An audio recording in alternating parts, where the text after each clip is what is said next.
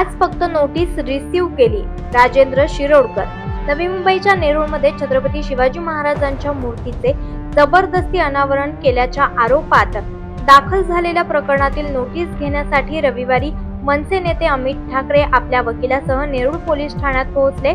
तेथे त्यांच्या वकिलांनी सांगितलं की आज फक्त नोटीस रिसीव्ह केली जाईल, त्यानंतर पुढील कारवाई केली जाईल. आज आम्ही नोटीस घेण्यासाठी आलो आहोत. जेव्हा पोलिसांची टीम अमित ठाकरे यांच्या घरी गेली होती तेव्हा पोलिसांना हवे असल्यास नोटीस देऊन येऊ शकत होते, कारण त्यावेळी अमित ठाकरे घरीच उपस्थित होते. याबरोबर गणेश नाईक यांनी अमित ठाकरे यांच्यावर दाखल केलेली केस मागे घेण्याबाबत बोलले होते.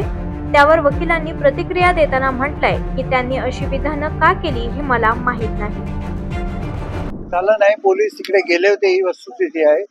पण अमितजींनी नोटीस घेतली नाही किंवा हेतुपुरस्सर घेण्याचं टाळलं हे म्हणणं चुकीचं होईल. पण नाहीतर आलेच नसते ना. नोटीस तिकडेच घ्यायची असली तर तिकडेच घेतली असली.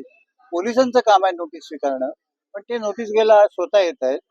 त्यामुळे नोटीस घेतली नाही किंवा हेतुपुरस्सर टाळली किंवा काय दुसरं हे म्हणणं चुकीचं होईल. अमित ठाकरेंसह आणखी पदाधिकाऱ्यांवर देखील गुन्हा दाखल आहे. हो, बरेचसे लोक आहेत, गजानन काळे आहेत आमच्या त्याच्यात आणि काही पदाधिकारी आहेत, नोन अननोन, सगळ्यांवर गुन्हा दाखल आहे. FIR मध्ये त्यांची नावं आहेत आणि काही अननोन असतील तर ते पोलीस त्यांना तपास करतील.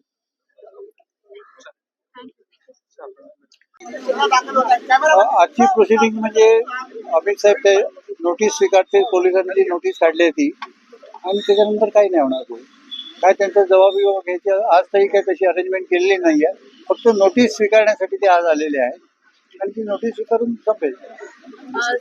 सर, एकंदरीतच एक राजकीय वातावरण होतं आणि त्याच्यामध्ये असं म्हणलं होतं की गुन्हा मागे तक्रार जी आहे ती मागे घ्यावी कमिशनर आहे. तसं काय होऊ शकतं? तक्रारदार माझ्या मते मी जे वाचतो त्याच्यामध्ये तो पोलीस सब इन्स्पेक्टर आहे, त्यामुळे तक्रार मागे तशी घेता येणार नाही.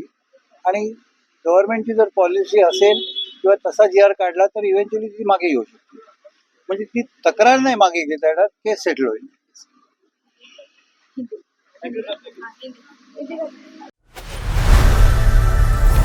लोकनायक न्यूज